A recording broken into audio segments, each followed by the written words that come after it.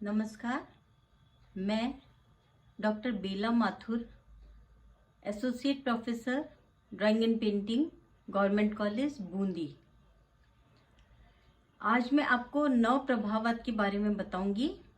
जैसा कि मैं आपको पहले भी बता चुकी हूँ कि प्रभाववाद से असंतुष्ट होकर जिस तरह जॉर्ज सोरा ने स्नान मग्ना अपना चित्र बनाया, जो कि नव प्रभाववादी शैली का था, यानी इसको अपन बिंदुवाद भी कह सकते हैं। जॉर्ज सोरा के बारे में मैंने आपको बताया था कि ये जो भी कोई दृश्य बनाते थे या मानवाकृतियां बनाते थे या समुद्र के तट बनाते थे, सागर दृश्य बनाते थे, अभ्यास चित्र बनाते थे, उसमें बिंदुवादी पद्धति को अपनाते थे।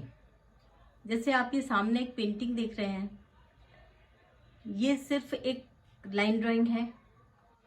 अब इसको उन्होंने बिंदुवादी पद्धति में पेंटिंग बनाई कि बारीक बारीक बारीक बारीक बिंदुओं की सहायता से पूरे चित्र को कंप्लीट किया है उन्होंने, और प्रमुख रंग लगाकर मुख्य रंगों की सहायता से उन्होंने उसमें मिश्रित रंगों का आभास उत्पन्न किया है। नव प्रभाववाद के जो जन्मदाता हैं वो हैं जॉर्ज सोरा, जिनके बारे में मैंने अपने पिछले वीडियो में आपको विस्तार से समझाया है। अब आप देखिए कि ना, नव प्रभाववादियों से, उनके सिद्धांतों से प्रभावित होकर काफी आर्टिस्ट होते हैं जो कि किसी के सिद्धांत से प्रभावित होकर उनके पद चिन्हों पर चलना पसंद करते हैं।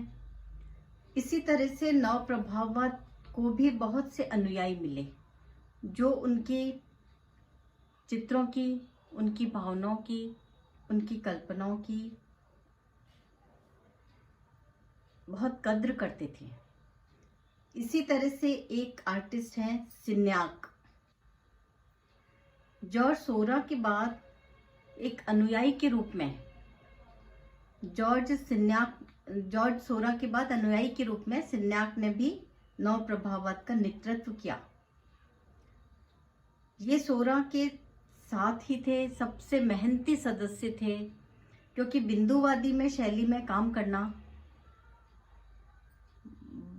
हर किसी के बस की बात नहीं है, क्योंकि इसके लिए बहुत ही जो चित्र बन पड़ते हैं बहुत लयात्मक होते हैं, लेकिन बहुत गहरे से कार्य करना पड़ता है।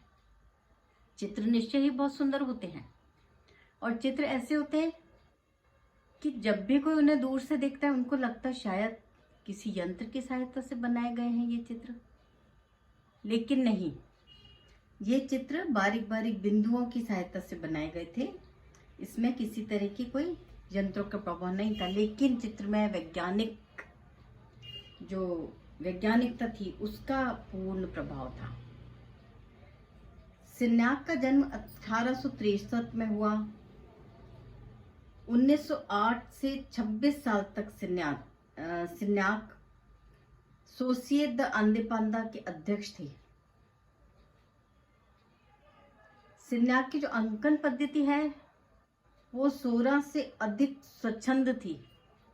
जॉर्ज सोरा ने भी बिंदुवाद में काम किया, नव प्रभाववाद में काम किया, लेकिन सिन्याक